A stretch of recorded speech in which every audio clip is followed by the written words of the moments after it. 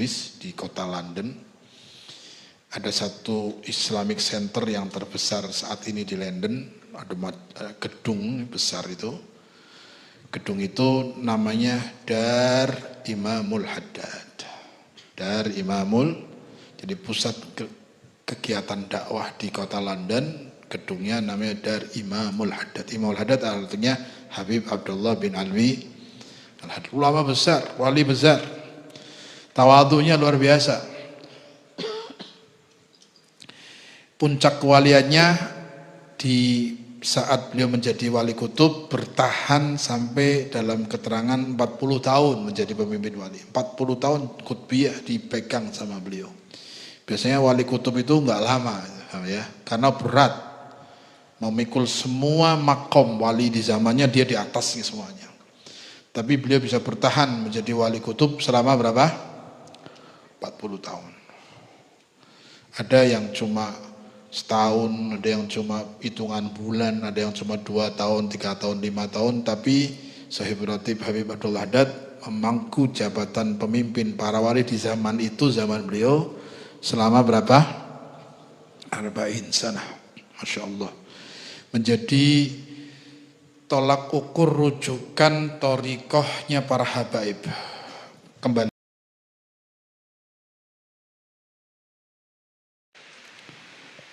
Alhamdulillah. Alhamdulillahi Rabbil Alamin. Wassalatu wassalamu ala Sayyidil awwalina wal akhirin, Sayyidina wa maulana Muhammadin wa ala alihi wa sahbihi ajma'in. Subhanaka la ilma lana illa ma 'allamtana innaka antal alimul hakim. Rabbi shrah li sadri wa yassir li amri wa hlul 'uqdatam min lisani yafqahu qawli, amma ba'd. Alhamdulillah, syukur kita haturkan kehadrat Allah Subhanahu wa taala azza wa jalla atas semua anugerah yang Allah berikan kepada kita, atas semua nikmat yang Allah berikan kepada kita, atas semua kasih sayang yang Allah berikan kepada kita setiap saat. Sampai pada malam hari ini kita bertemu lagi di majlis yang mudah-mudahan mendapatkan ridha Allah Subhanahu wa taala, di majlis yang mudah-mudahan mendapatkan keberkahan, di majlis yang mudah-mudahan tidak bangkit dari majlis ini kecuali kita dosanya diampuni oleh Allah Subhanahu wa taala. Kesalahan-kesalahan kita dimaafkan oleh Allah Subhanahu wa taala. Hajat-hajat kita dikabul oleh Allah Subhanahu wa taala, dan mudah-mudahan bisa mengisi malam-malam mulia di dalam bulan Dzulhijjah ini dengan amalan-amalan yang Allah ridhai kepada kita. Malam ini malam pertama dari bulan Dzulhijjah, malam 1 bulan Dzulhijjah, malam yang sangat dianjurkan untuk diisi dan dihidupkan dengan ibadah, dengan zikir, dengan sholat, dengan memperbanyak amalan-amalan soleh. Bahkan ada bacaan yang para habaib kita, para ulama kita, para guru-guru mulia menghidupkan bacaan tersebut di setiap malam di awal Dzulhijjah sampai malam ke-10, malam lebaran. Ada zikir yang dalam riwayat dibaca atau dianjurkan oleh Sayyidina Ali bin Abi Thalib radhiyallahu ta'ala anhu warḍah. Mudah-mudahan Allah beri taufik kepada kita sehingga bisa mengisi malam-malam mulia ini dengan ibadah dengan baik insyaallah. Hati-hati, malam mulia pahala yang sama Allah lipat ganda kalau digunakan untuk beramal ibadah. Tapi kalau digunakan untuk bermaksiat, dosanya lipat ganda juga. Seperti halnya tempat mulia jika ibadah di dalamnya lipat ganda pahalanya, di tempat mulia jika digunakan maksiat dosanya lipat ganda juga. Jadi ada waktu yang mulia, ada tempat yang mulia. Waktu dan tempat satu sama lain tidak sama. Tempat satu dengan tempat yang lainnya enggak sama. Walaupun sama-sama rumah, tapi rumah orang yang di dalamnya ahli ibadah dengan rumah orang yang maaf jarang ibadah, rumahnya beda. Sama-sama masjid, ini masjid.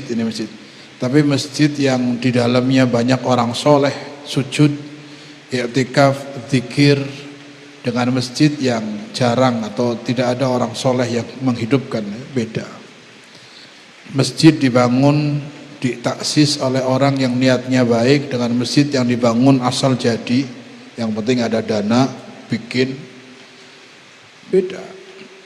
Maka enggak sama setiap tempat. Begitu juga zaman atau waktu, masa itu enggak sama. 10 hari malam pertama bulan Dzulhijjah dengan 10 hari bulan lainnya enggak sama. Sama-sama 10 hari pertama bulan misalnya Rabiul Awal, Rabiul Tsani, Jumadil Awal, Jumadil Tsani, misalnya kan ada 10 hari juga tiap malam. Dengan 10 hari pertama bulan Dzulhijjah enggak sama.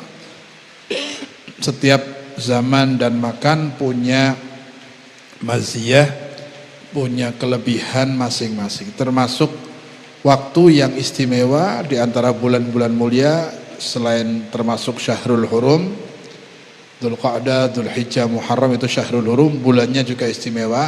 Ada 10 malam pertama yang istimewa lagi, yaitu 10 malam bulan Dzulhijjah. Kita masuk di awal ini, malam ini. Satu malam pertama, malam satu artinya sampai nanti malam 10 malam lebaran, malam hari raya Idul Adha. Mudah-mudahan bisa menghidupkan malam-malam tersebut dengan ibadah. Paling tidak ada ibadah khusus dibanding waktu-waktu yang lain. Ada zikir misalnya ini, la ilaha illallah adadan layali wad duhur dibaca. Atau tahajud walaupun cuma 2 rakaat misalnya.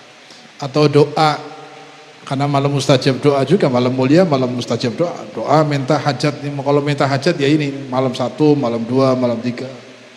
Saatnya minta sama Allah di waktu yang spesial. Mintanya kapan saja, tapi di waktu spesial lebih. Paham ya? Di waktu mulia lebih kita fokus, prioritaskan untuk lebih memohon lagi kepada Allah Subhanahu wa taala.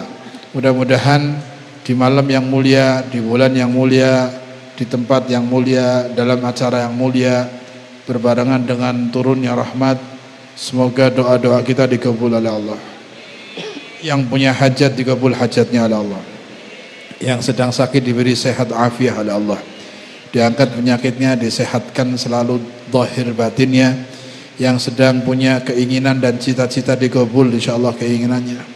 Dosa-dosanya diampuni oleh Allah, salah khilafnya dimaafkan oleh Allah. Keluarganya dijaga oleh Allah dari hal-hal yang buruk. Anak-anaknya kalau punya anak dijadikan anak yang soleh-solehah.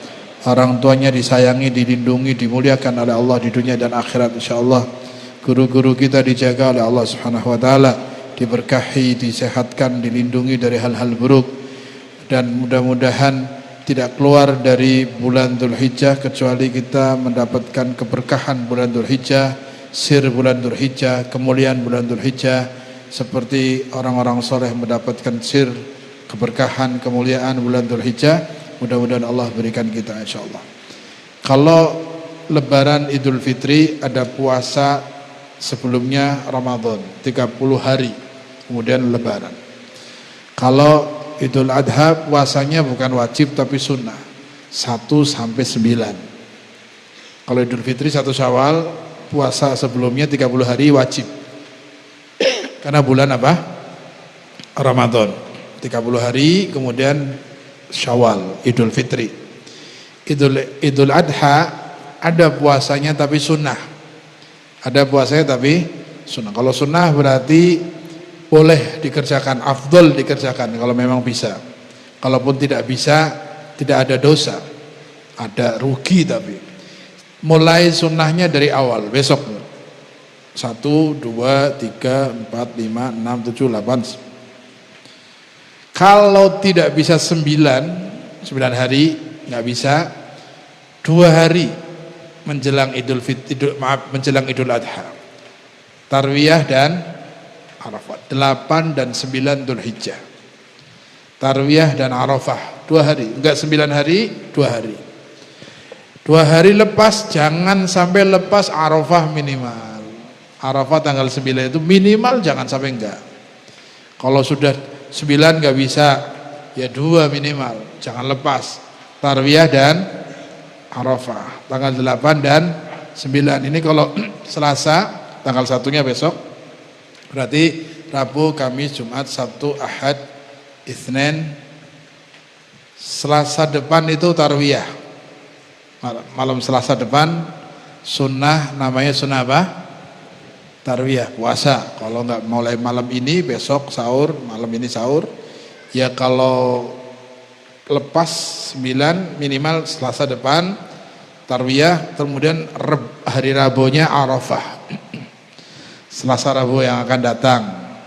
Kalau yang jamaah nisa yang di belakang ini perempuan, afdol 1 sampai 9 sekalian nyaur utang Ramadan kan, biasanya ada utang 6, 7 sampai 8 hari kadang-kadang.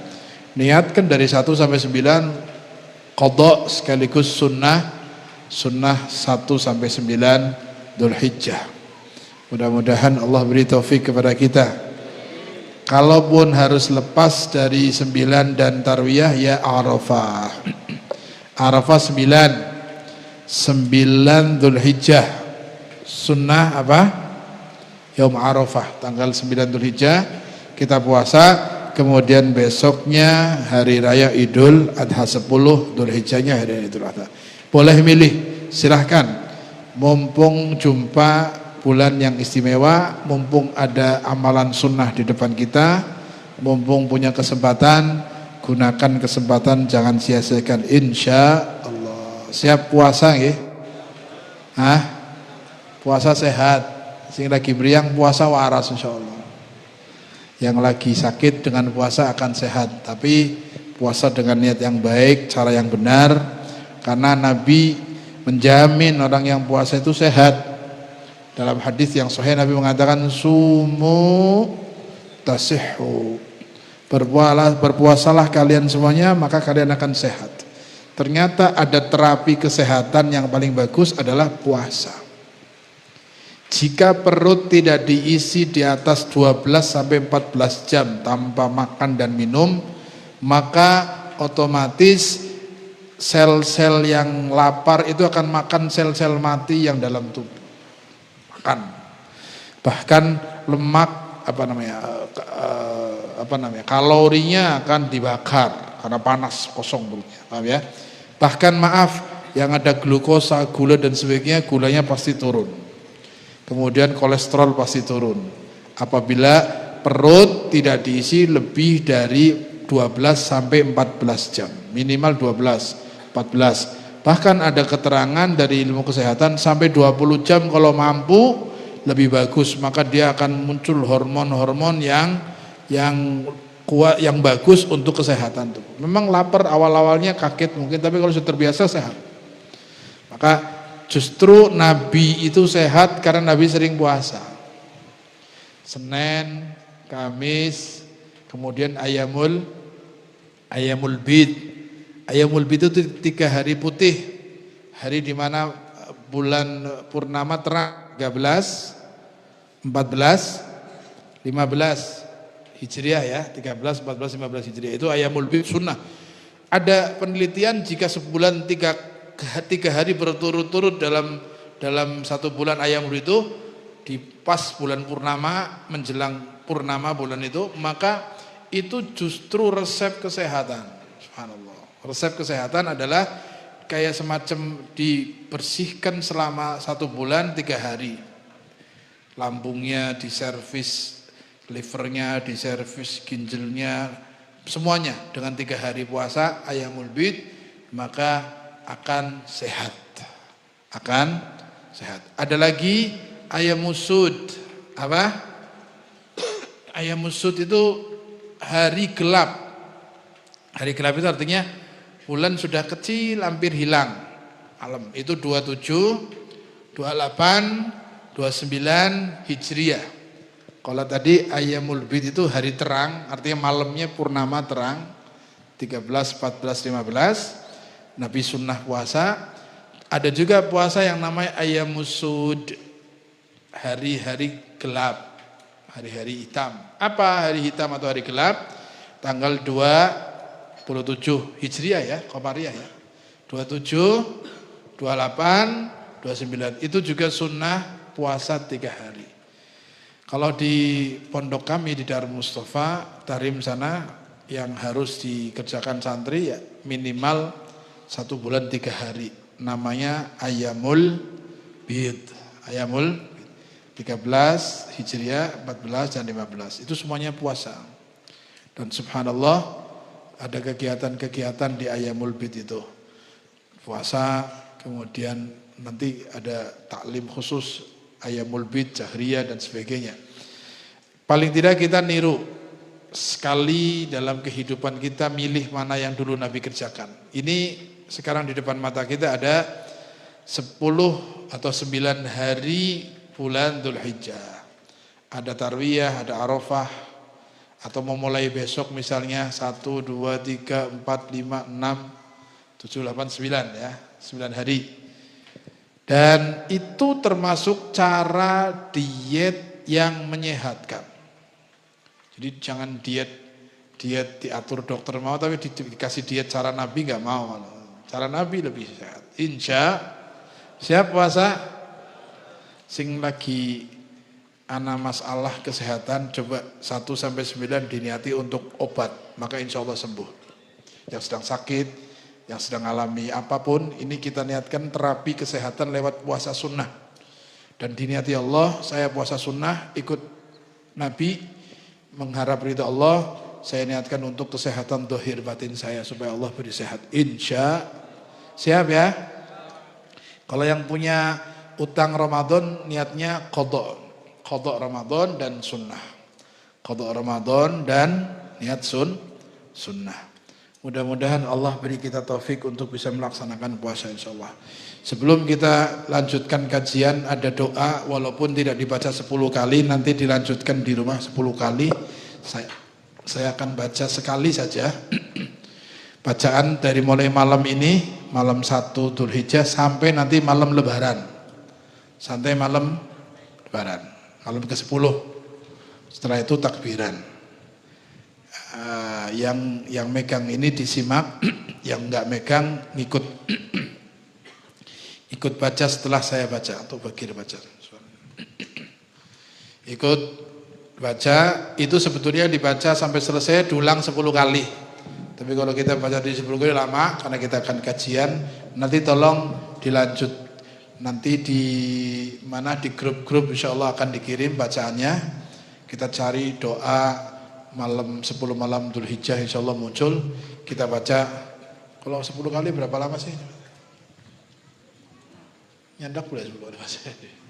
Lama ya.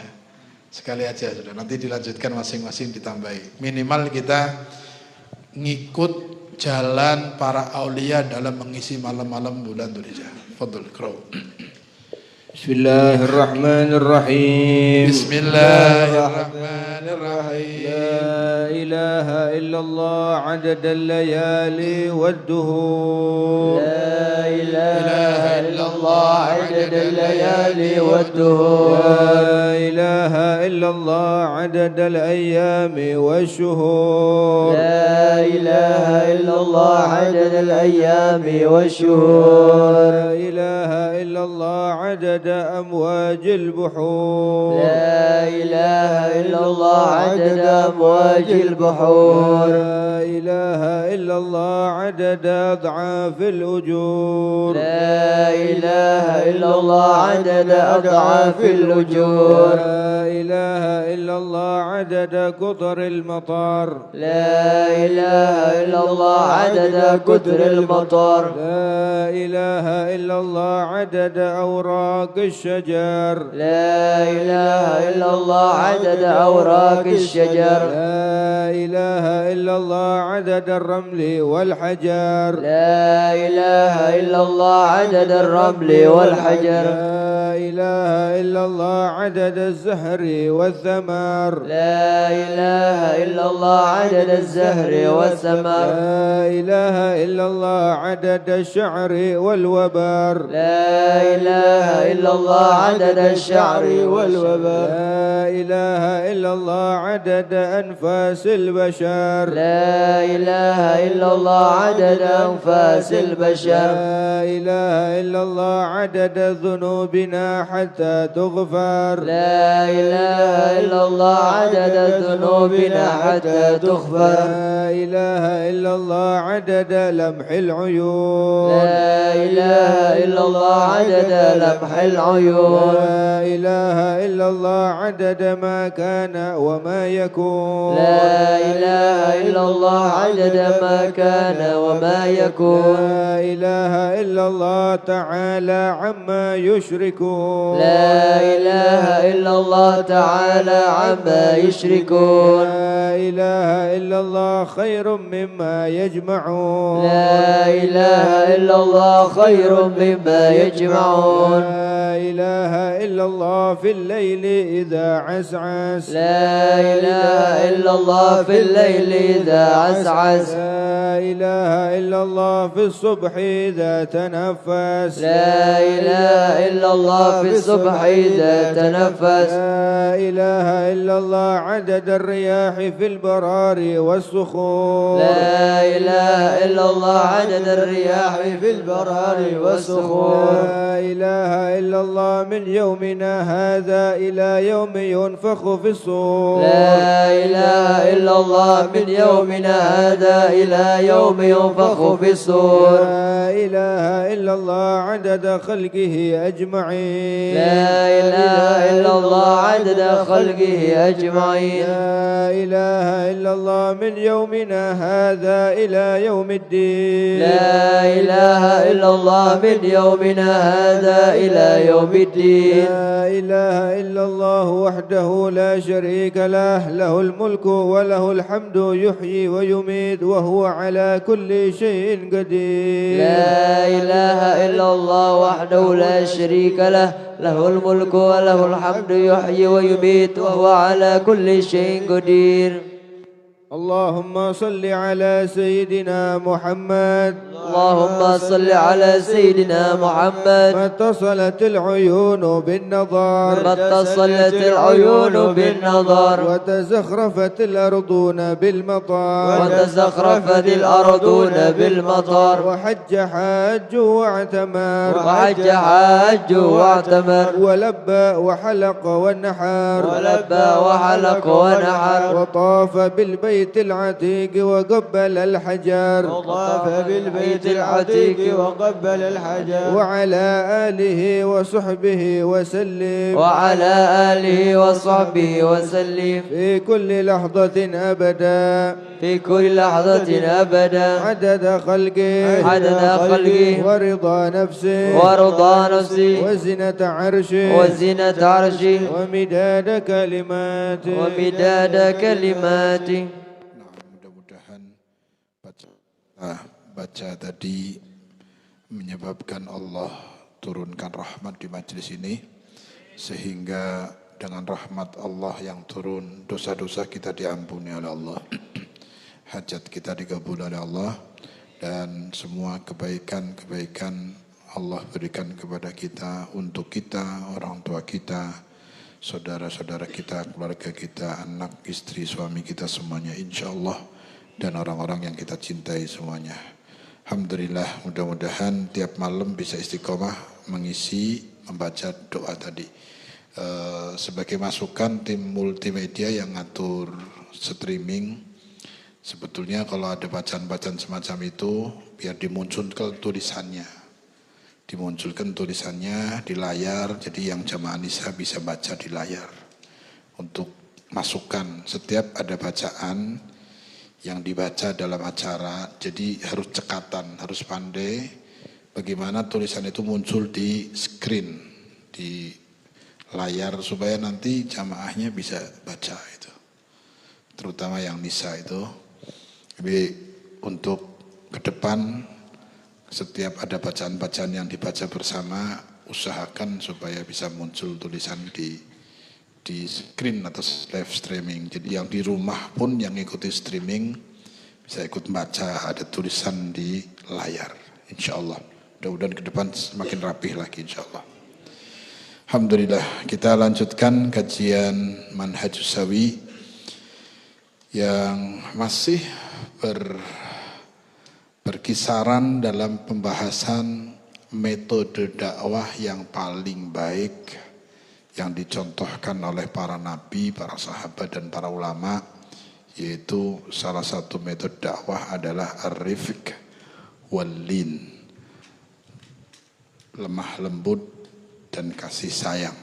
Dakwah dengan kasih sayang dan lemah lembut. Kita masih akan membaca ucapan-ucapan para habaib kita, para ulama kita dalam kaitan yang berkaitan dengan dakwah. Fadhol. Bismillahirrahmanirrahim. Alhamdulillahi rabbil alamin. Allahumma shalli wa sallim wa barik ala sayyidina Muhammadin wa ala alihi wa sahbihi ajma'in wa la hawla wa la quwwata illa billahil aliyil azim. Qala al-muallif rahimahullahu ta'ala wa nafa'ana bihi wa bi'ulumihi wa bi'ulumi sa'iri salihin amin. Ila an qala wa qala sayyiduna qutbil irsyad al-habib Abdullah ibn Alawi al-Haddad radhiyallahu anhu.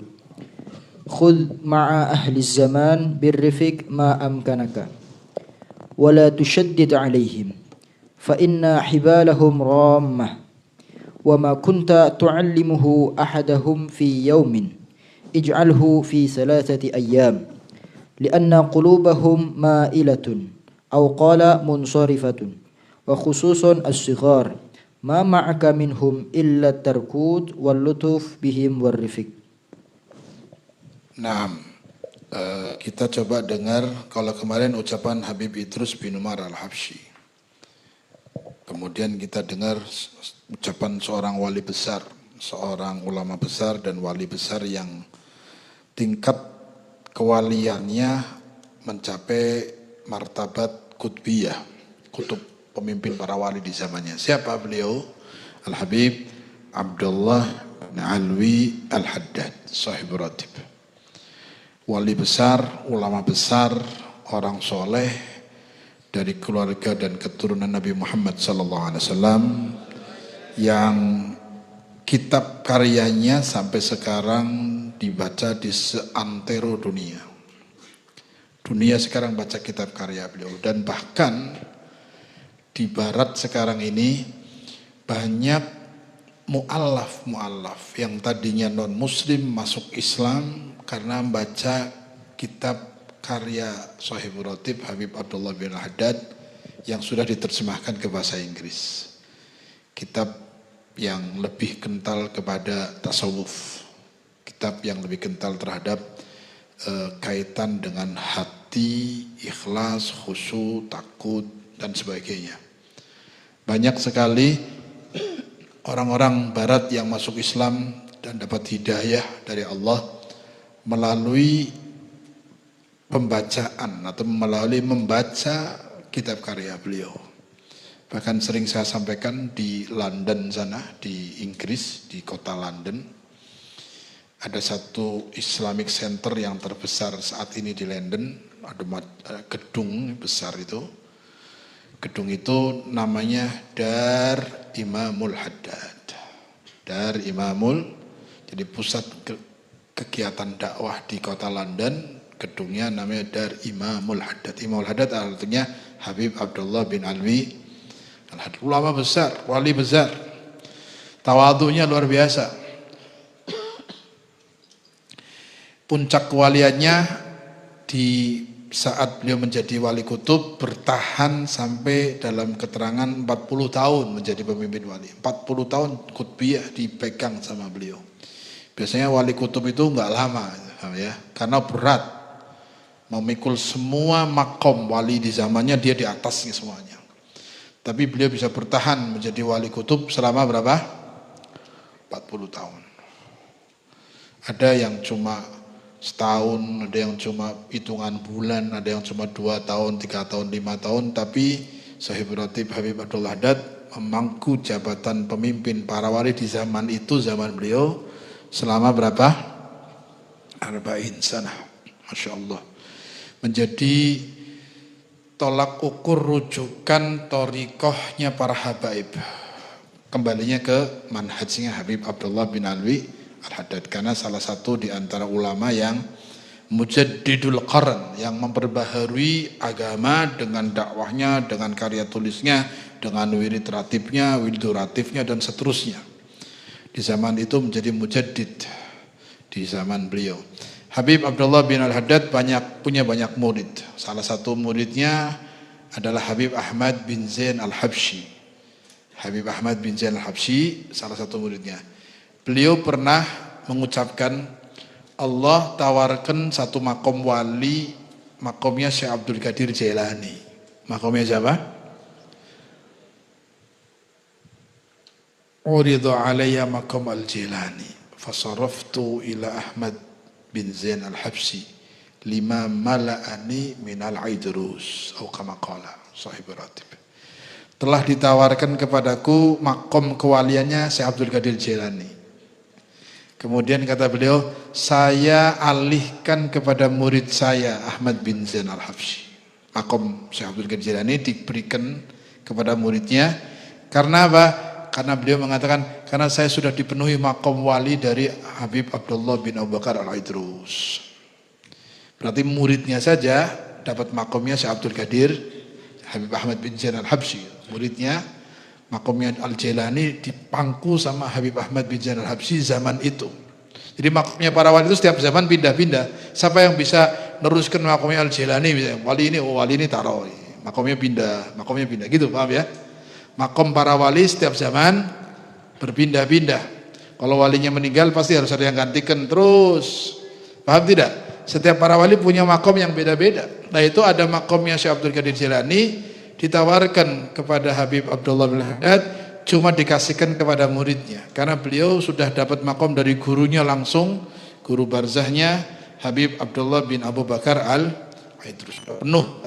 Saya kasihkan Ahmad bin Zain aja sudah, muridnya. Subhanallah. Luar biasa, ini wali besar. Bukan berarti terus kita menganggap ngukur wali ini sama ini hebat ini, bukan begitu. Kita jangan salah paham. Oh hebat ini, jangan hebat-hebatan. Kabeh wali hebat. Tapi setiap zaman punya kelebihan masing-masing. Paham tidak? Nah, Habib Abdullah bin Alwi Al-Haddad selain punya murid Habib Ahmad bin Zain Al-Habsyi yang tadi diberi makom sama Allah, terus dikasihkan muridnya itu makom Syekh Abdul Qadir Jailani, punya murid lagi yang alim allamah namanya Habib Abdurrahman bin Abdullah Balfaqih. Abdurrahman bin Abdullah Balfaqih itu dijuluki sama gurunya, muridnya ini namanya Habib Abdurrahman, dijuluki Allamatud Dunya. Apa? Paling alime wong nang dunia. Allamah, luar biasa. Muridnya saja orang-orang spesial. Bagaimana beliau gurunya, Masya Allah. Paham ya? Ratibnya dibaca di dunia sekarang. Di Indonesia, di Malaysia, di Thailand, di Singapura, di Brunei, di banyak tempat, di Yaman, di Saudi, di Suriah, di Mesir. Ratibul Haddad ini dibaca di mana-mana. Bahkan Indonesia lebih dulu orang-orang Indonesia, Muslim Indonesia lebih dulu ngamalkan ratib daripada negara lain, karena memang kaitannya orang-orang Hadramut, para ulama Hadramut dengan orang Indonesia hubungannya luar biasa. Saya sering cerita ya, zaman dahulu mungkin kejadiannya saya lihat ada satu tulisan manuskrip tulisan tangannya Mbah Khalil Bangkalan. Kiai Khalil Bangkalan, Mbah Khalil Bangkalan itu ulama wali besar di Bangkalan, Mbah Khalil itu nulis pakai tangan beliau ngijazai Mbah Abdul Karim, dipanggilnya Mbah Manaf dulu, namanya Abdul Karim Manaf, pendiri pondok pesantren Lirboyo.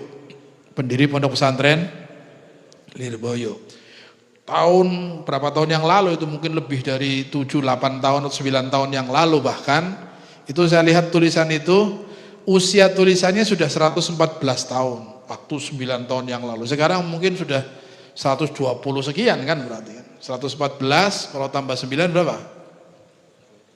Ya, 120 lebih tahun yang lalu. Apa tulisannya Mbah Khalil kepada Mbah Abdul Karim? Tulisannya adalah memberikan ijazah Rotib Al-Haddad untuk dibaca di Pondok Pesantren Lirboyo milik Mbah Abdul Karim. Kalau nggak percaya datang ke Lirboyo, setiap harlah Lirboyo itu tulisan-tulisannya para masyayikh, kemudian kayak ada museum, ada catatan-catatan para manuskrip orang-orang dulu, ada sampai sekarang dijaga. Tulisannya adalah ijazahnya Mbah Khalil Bangkalan yang memerintahkan untuk ngamalkan Rotib Al-Haddad kepada siapa? Mbah Abdul Karim, pendiri Pondok Pesantren Lirboyo. Itu sudah 120 tahun yang lalu Rotib sudah menjadi favoritnya para aulia, para kiai Nusantara. Paham ya? Jadi di Indonesia tidak asing kecuali orang-orang yang nggak mau tahu. Kalau mau jujur, ulama-ulama, kiai-kiai Nusantara sudah ngamal ke Rotib dari dulu. Bahkan Mbah Abdul Karim minta ijazah dari Mbah Khalil, nggak dikasih macam-macam, kasihnya Rotibul Haddad tadi. Karena memang Rotibul Haddad luar biasa istimewa. Di Barat sekarang orang yang stres, orang yang pikirannya nggak tenang, orang yang maaf dalam arti galau, nggak tenang hidupnya, nggak bisa tidur, terapinya baca Rotib Haddad. Mereka baca Rotib Haddad, duduk di majelis Rotib, tenang bisa tidur mereka. Kita kadang-kadang bacanya nggak serius saja.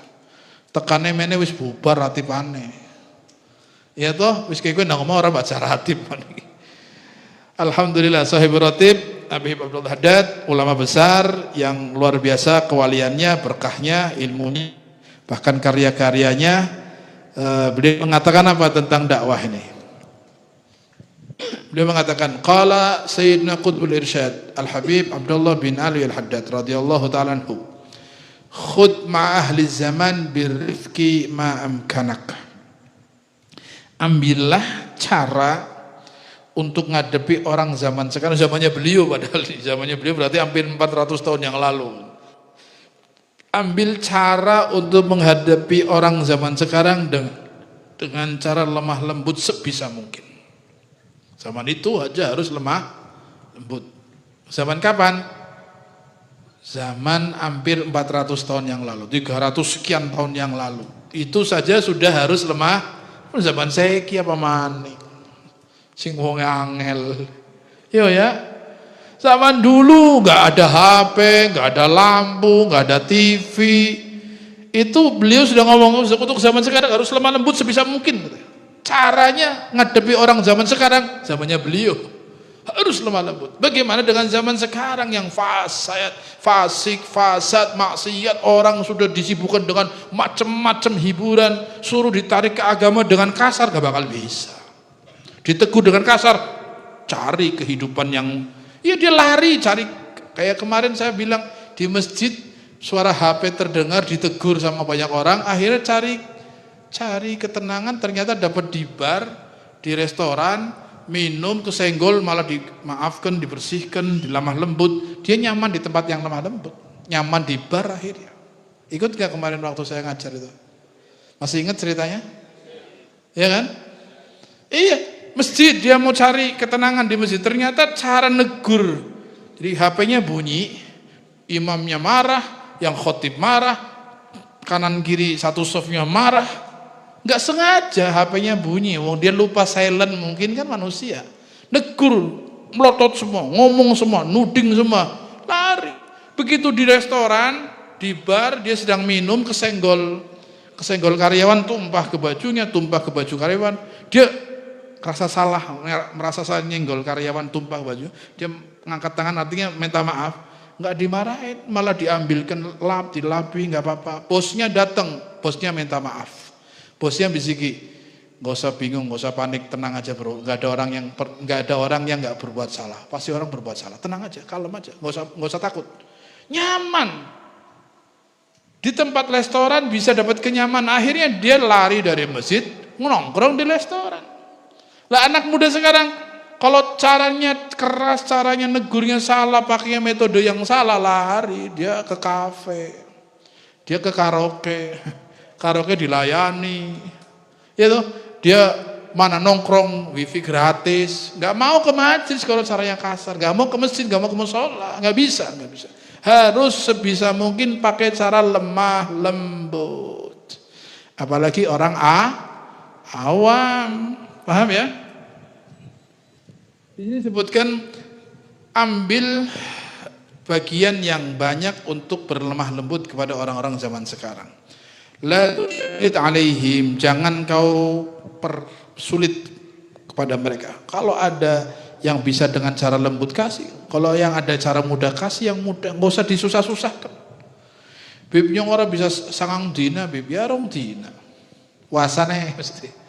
Rong dina orang bisa sedina orang bisa, orang puasa orang apa sih penting mah sabun bengi baca la ilaha illallah ada dalalai wuduh. Wis kowe wis ora puasa mbok katene kerjane kaya dari tukang kan abot, kowe baca. Artinya kalau enggak terus yang jangan sampai kita memaksakan satu kebaikan membebani seseorang akhirnya wala dikerjakan malah akhirnya lari lah ning merek Habibi maksa terus kongon ki angel.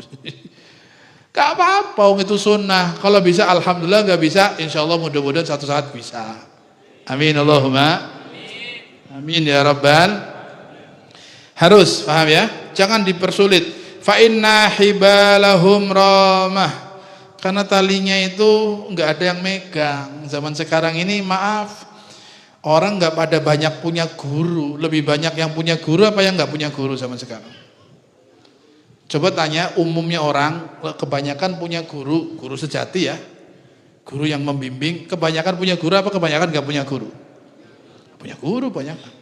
Lepas mereka talinya nggak ada yang narik, talinya nggak ada yang ngontrol karena nggak punya guru. Kalau orang yang nggak punya guru, kita negurnya harus pelan. Kecuali dia punya guru, holas dia punya sambungan guru, satu saat gurunya akan benarkan, akan narik. Tapi yang talinya pada lepas itu, yang gak terikat talinya sama seorang guru, maka hati-hati dalam menegur. Hati-hati dalam menegur. Orang-orang awam, orang gak ngaji, gak punya majelis, atau jarang ke majelis, atau memang maaf, sama sekali dia gak pernah punya guru untuk membimbing, guru yang benar, yang istiqomah. Cuman saya ngaji sepisan seminggu ngakune guru. Singkarannya guru gue, kita, kalau kita nganggap guru, kita harus datang menyerahkan diri kita, setiap ada masalah minta pendapatnya, kalau ada permohonan selalu mohon arahannya, kemudian siap diatur, pasrah total, itu baru nanti itu guru kami. Kalau cuma datang pergi, ada apa-apa jalan sendiri, yaitu jamaah, bukan santri, tapi jamaah majelis. Singkaran santri ya berarti ngikat dirinya kepada guru. Paham ya? Tapi jamaah itu juga punya ikatan. Jamaah majelis berarti punya ikatan ke majelis yang di dalamnya ada guru. Mending talinya masih ada kendalinya, insya Allah. Amin Allahumma. Mana tadi? La tusaddid alaihim fa inna hibalahum rama. Sesungguhnya talinya lepas, enggak ada yang ngontrol, enggak terkendali. Wa ma kunta tu'allimuhu ahadahum fi yawmin ij'alhu fi thalathati ayyam. Kalau kamu biasanya ngajar satu hari selesai untuk orang zaman sekarang, kata beliau zamannya beliau bahkan. Biasanya untuk standarnya orang zaman dulu satu hari, kalau untuk orang zaman sekarang pelan-pelan 3 hari jadikan. Bayangkan coba zamannya Sohibul Ratib, beliau ngomong kalau pantasnya sehari selesai. Untuk zaman beliau katanya zaman sekarang dicicil aja kakean telung dina sing donge sedina didadakna telung. Ini zaman saiki dadi pira? 400 tahun yang lalu, 300 tahun lebih. Beliau mengatakan kalau zaman sekarang dulu 1 sekarang 3. Dulunya harus 1 hari selesai, sekarang dibagi, umpama bahasanya dulu harus ngerjakan 300 bacanya, sekarang sehari 100 dipipil, dikasih menu yang tidak membebankan, dikasih ilmu, arahan, amalan yang tidak menyulitkan. Paham ya? Sampai diumpamakan sama beliau, kalau yang umumnya sehari selesai, sekarang kasih 3 hari, kasih kelonggaran, kasihan orang zaman sekarang. Itu zamannya beliau, kalau zaman sekarang kasih berapa hari?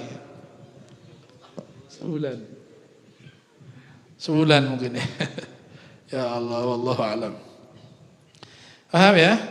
Kemudian li'anna qulubahum ma'ilatun, karena hatinya gampang pindah-pindah, condong sana, condong sini, enggak jelas, hatinya gampang berubah. Au qala munsharifun, atau hatinya mereka selalu berpindah-pindah, enggak jelas, kadang nanti mau ngaji, kadang kumat. Kayak gue ya.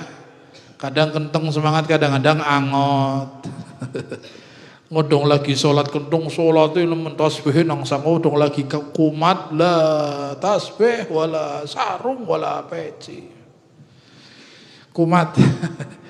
Gampang berubah, kasihan mereka. Maka ingatkan pelan-pelan, beri arahan dengan lembut, kasih sedikit-sedikit, jangan terlalu banyak biar enggak jenuh, jangan lari. Karena kalau sudah merasa jenuh, merasa tertekan, merasa gak nyaman, merasa terbebani, lari orang zaman sekarang lari. Dihalus-halus, dilus-lus, kadang-kadang melayu. Zaman seki, wis dilus-lus, kadang-kadang dong metu. Melayu, orang urusan. Mau tarik maning alon-alon, dilus-lus maning, dong kumat melayu maning. Apa mau diselentik melayu, orang balik-balik. Na'udzubillah min.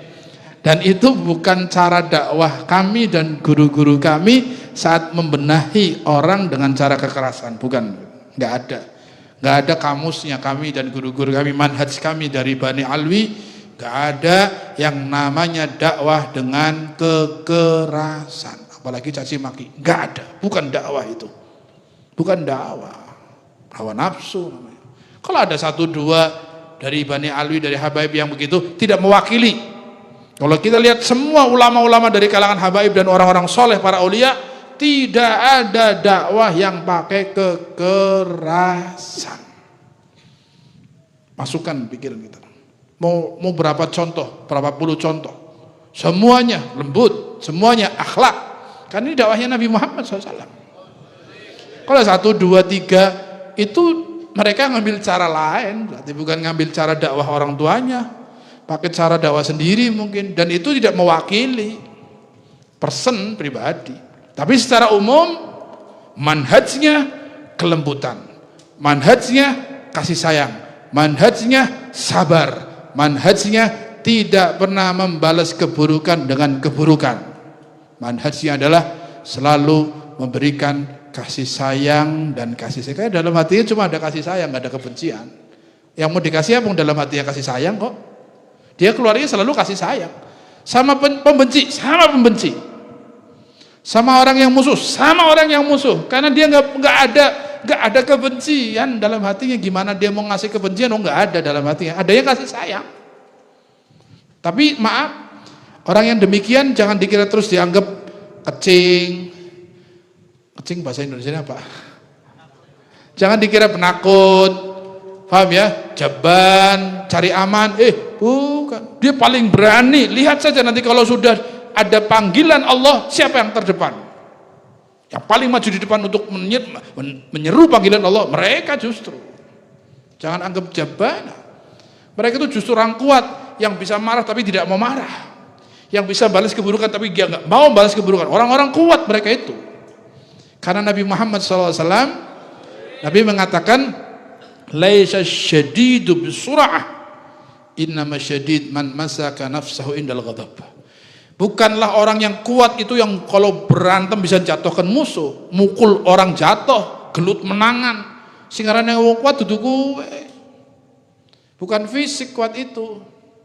Kalau fisik kebol lebih kuat sing ente. Jaran lebih kuat sing ente. Gajah lebih kuat. Kalau ukuran kuat itu fisik, hewan lebih kuat dari kita orang. Coba ente gelut goro jalan wani. Bukan kekuatan itu fisik ukurannya. Paham ya? Kata Nabi, innama syadid, sesungguhnya orang yang kuat adalah man masaka nafsahu indal ghadab. Orang yang bisa megang kendali emosinya di saat dia bisa marah, tapi dia kendalikan emosinya. Enggak gampang marah, sabar, gunung kokoh dia, dicaci maki, dihina, senyum tok dilirik. Sama saja orang yang nyaci maki, sama saja orang nabrak gunung, hancur sendiri biasanya. Iya. Tapi kalau sedikit saja marah, sedikit emosi, reaksi, ada aksi sedikit, aksinya balas dengan reaksi. Oh ini orang labil, kasihan banget, dia gak kuat. Kadang-kadang lucu, ada orang diginikan, senang diginikan, ngamuk. Tangan tuh kayak gitu bisa mempengaruhi dirinya. Gini, wah senang, begitu gini. Kan ada orang lucu, pakai tangan saja bisa dipengaruhi, pakai jari gini, dia terpengaruh banget, lemah berarti kan. Bisa diombang-ambingkan emosinya dengan jari, kasihan banget tuh orang. Dengan ucapan saja langsung, apalagi maaf dengan cacian, satu cacian dibalas dengan 10 cacian dia balas ya, ngamuk. Orang lemah dia, orang lemah. Anda ingin kuat, jadi orang yang tidak gampang terpengaruh dari kondisi. Harus punya prinsip, makanya punya guru, makanya belajar manhaj dari guru dan ikuti manhaj guru, insya Allah kuat. Amin Allahumma amin ya rabbal. Melune aja medsos, rame rame, ngomong ngomong, komentar rame banget. Jangan ikut-ikut. Kalau apalagi kalau hal-hal yang nggak perlu dijawab. Kalau klarifikasi mungkin satu saat klarifikasi untuk netralisir keadaan, oke. Tapi terpengaruh sampai ikut debat kusir, sampai komentar, sampai marah-marah, nggak ada. Buang-buang waktu eman-eman. Paham ya? Ngaji nangkena rasa terpengaruh politik, melu-melu ngamuk, melu-melu caci maki, melu-melu debat, melu-melu. Jangan, nggak usah. Ada apa? Buang-buang waktu. Suka ngaji Quran tuh nih. Kata wali ya. Amin Allahumma amin ya rabbal. Tadi mana? Wa ma kunta tu'allimuhu ahadahum fi yawmin ij'alhu fi 3 ayyam li'anna qulubahum ma'ilah aw qala munsharifah, khususan as-sighar, terutama anak-anak kecil kata beliau. Anak kecil itu masih labil, mereka itu perlu pendekatan khusus dalam bertarbiyah, dalam menegur, dalam mengarahkan, dalam memberikan contoh, harus pelan-pelan, harus pakai kasih sayang, harus pakai kelembutan, bahkan kadang-kadang khusus anak kecil itu harus ada ekstra sabar. Karena masih kecil, belum dewasa kan, terutama anak kecil. Anak kecil disuruh instan, cepet, harus gini, oh stres anak. Lama-lama nangis, lama-lama nggak mau malah. Na'udzubillah min ma ma'ak minhum illa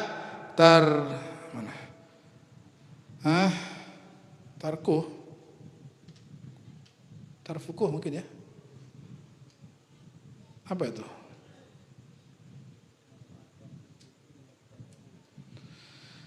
Tarkuhu wa lutfu bihim wa rifik. Tidak ada yang harus kalian kerjakan untuk anak-anak kecil terutama kecuali cara perhatian, lemah lembut, kemudian kasih sayang dalam menegur, dalam menasihati, insyaallah. Ada bait syair tuh atau ada ucapan wa mithal ahli.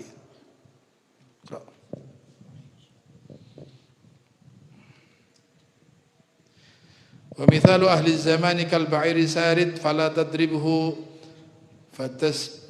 fatazidahu suruda. Diumpamakan orang-orang zaman sekarang ini, zamannya beliau bahkan, itu seperti unta yang lagi lepas, unta yang lagi lari dari unta liar atau unta lepas dari majikannya. Fala tadribhu, jangan dikejar, dipukul. Maka dia akan tambah lari. Jangan dilempari, jangan dikasari, lari. Unta lagi lepas ya harus dipancing dengan makanan, didekati dengan pelan-pelan, dilus-lus, kemudian ditarik pelan-pelan supaya balik, jangan tarik, pukul, tambah lari. Sampai digambarkan seperti unta yang lepas. Jangan ditarik kasar, apalagi dipukul, tambah lari. Coba umpama ada orang ngaji salah kemudian dipukul zaman sekarang, lari enggak? Nggak usah jauh-jauh. Zaman dulu sama zaman sekarang, zamannya anak kecil, saya kecil. Itu kalau ngaji sama anak punya jid, abahnya abah, Allah yarhamu yaghfirlah. Habib Murtada itu ngaji, itu pegangnya kipas kayu itu, salah, tuk. Tapi coba sekarang dipraktekkan, di anak-anak sekarang, salah, tuk, gelem ngaji terus, layu balik. Bisa setiap zaman apalagi, zaman akhir apalagi. Dulu salah diselentik hidungnya, sampai nangis kelarian matanya. Tapi nggak lari, paginya datang lagi, ngaji lagi. Nggak marah, itu selentik itu termasuk pelan. Sampai nangis kadang-kadang itu. Tapi udah dipinter ya, udah bisa nih akhirnya.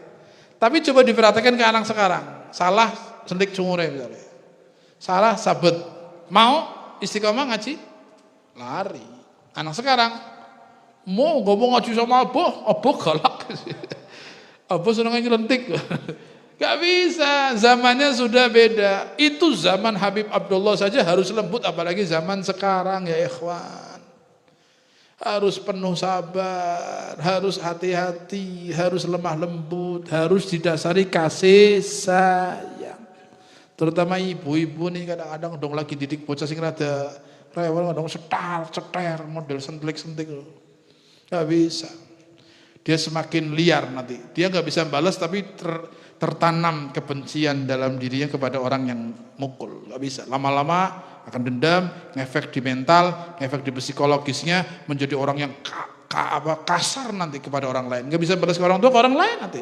Yang didik kasar ibunya, kasar marahin, pukul, nanti dia tumbuh menjadi orang yang kasar dan kejam. Paham? Gak bisa. Harus pakai cara lemah. Siap ya? Umpamanya penegur kancane bareng ngaji, kira-kira apa nganggo lembut apa ente rongas tuding-tuding ente terus apa wis nuding-nuding apa ngadik sisi ngaji sing bener mangkat ora pan mangkat sisa pun mudah-mudahan